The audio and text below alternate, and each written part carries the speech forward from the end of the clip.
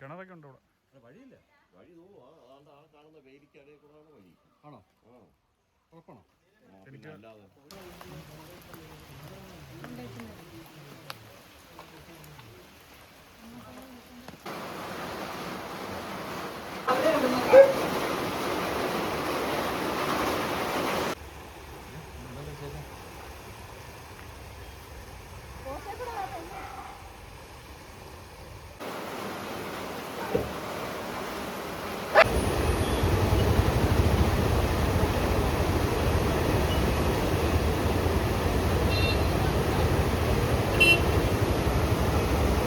ഇന്ന് രാവിലെയാണ് ഇത്രയും ദുരന്തങ്ങൾ മനസ്സിലാക്കുന്നത്. ഈ തിരുവനന്തപുരം ചെങ്കോട്ട റോഡ് പോലും ഇവിടെ നിന്നൊരു 5 കിലോമീറ്റർ അപ്പുറത്ത് പോകുന്ന 30 അടി എന്ന് പറയുന്ന സ്ഥലം, ഒരു പാലം 30 അടി നീളത്തിലാണ് ആ പാലം നിർമ്മിച്ചിരിക്കുന്നത്. ആ പാലത്തിൻ്റെ പേരാണ്, ആ അടി നീളത്തിൻ്റെ അനുസരിച്ചുള്ള പേരാണ് ആ പാലത്തിന്.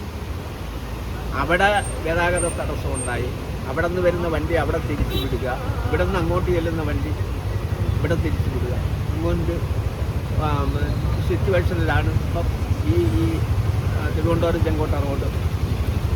എന്നാൽ ഈ മഴ തുടർന്നങ്ങോട്ട് പെയ്യുകയാണെങ്കിൽ 1992 ഒരു വെള്ളപ്പൊക്കം കേരളത്തിലുണ്ടായിരുന്നു. 92 എന്ന് പറയുമ്പോൾ ആ വർഷങ്ങൾ കണക്കൂട്ടിയാൽ നമുക്ക് മനസ്സിലാക്കാം.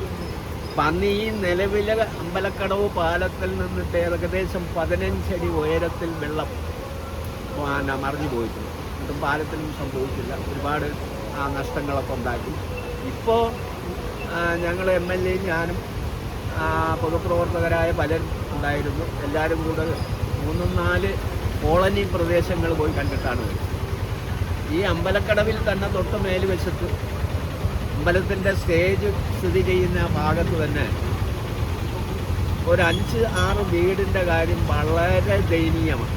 കാരണം വെള്ളം ആ ചെവിരിൽ പിടിച്ചിടിച്ച് നിൽക്കും. അതാണ് ഞാൻ നേരത്തെ പറഞ്ഞത്.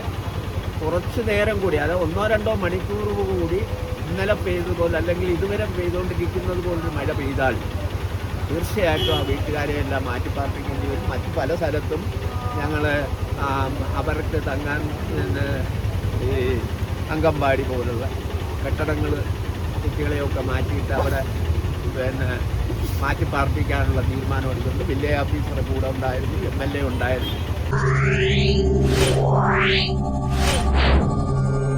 Yeah.